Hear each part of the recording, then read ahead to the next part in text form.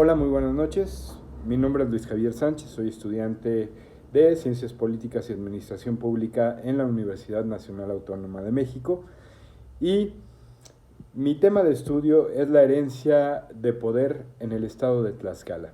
Quiero dar una breve introducción sobre lo que es nuestro estado. Nuestro estado es el estado más pequeño de la República y asimismo es un estado que se ha caracterizado porque históricamente tuvo una forma de gobierno muy organizada. Fue incluso la única civilización tlaxcalteca, o más bien la civilización tlaxcalteca fue la única que no permitió que el imperio mexica tuviera poder sobre ella. Y además, pues somos históricamente un estado que atraviesa entre Veracruz y la Ciudad de México, lo que nos da pues bastante historia en referente a la conquista. Y quizás sea este el tema, porque Tlaxcala es un lugar que a pesar de ser muy, muy pequeño, la política es un tema del que se habla diariamente y mucha gente, quiero decirlo muy enfáticamente, mucha gente vive del gobierno. Ha aprendido a solamente vivir del gobierno. Y quizá por esto se da la herencia del poder en el estado de Tlaxcala pues de manera tan repetitiva. No digo que no se dé en el país, pues es un tema que se conoce, es un tema que se da en cualquier lugar, porque pues es la naturaleza del ser humano, el poder nos llama la atención, pero me surge dentro de mi estudio, me surge la duda de si la herencia de poder tiene que ver con una herencia también cultural o simplemente con incluso una manera de que el gobierno mantenga de alguna manera sin información a los ciudadanos para que este fenómeno se siga dando. Voy a dar un ejemplo de lo que pasa aquí en Tlaxcala. Hay un municipio que se llama Texoloc. Este municipio fue gobernado por un joven que terminando su periodo de presidente municipal, quien le sigue es su mamá del expresidente. Gana la mamá y de ahí la mamá sale de su periodo y entra el hijo, o sea, es decir, el otro hermano.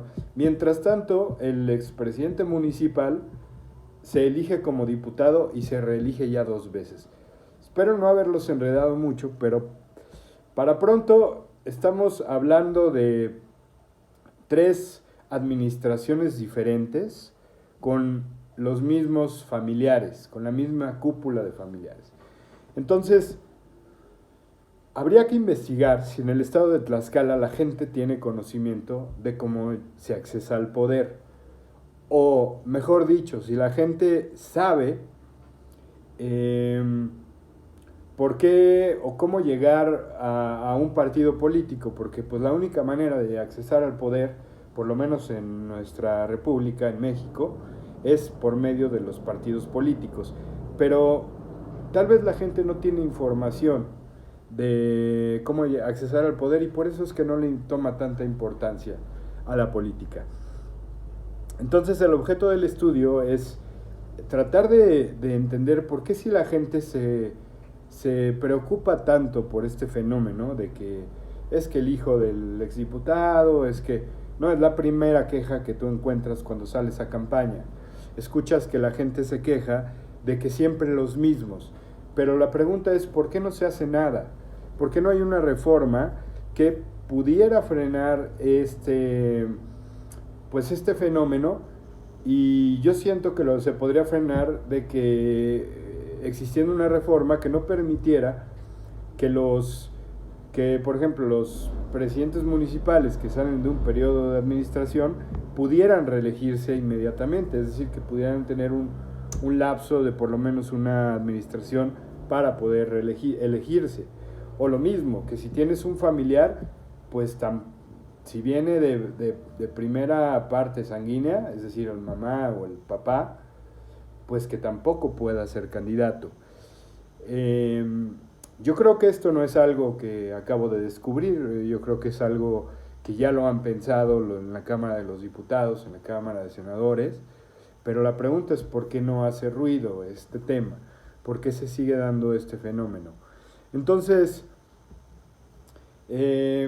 no estoy diciendo que propiamente el hecho de que la mamá sea la sucesora del hijo y que asimismo saliendo la mamá ahora sea el hijo el que también sea presidente, tenga que ser una administración mala, o de ladrones, o que se robe.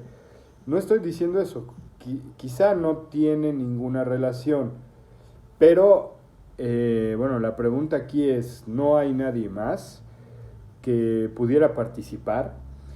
Y otra parte más importante, y con esta quiero cerrar, es, bueno, ¿cómo yo voy a competir en una contienda electoral contra la mamá del expresidente municipal? Es decir, pues sabemos que manejaron recurso, sabemos que tienen forma de conectar con diputados federales, entonces pues es difícil competir y tener una elección democrática.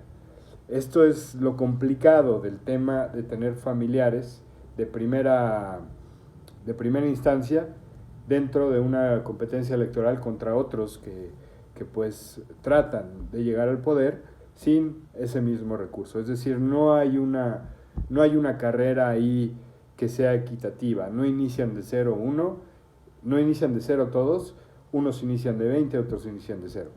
Esa es mi aportación que quisiera hacer con base a este tema de estudio. Muchas gracias.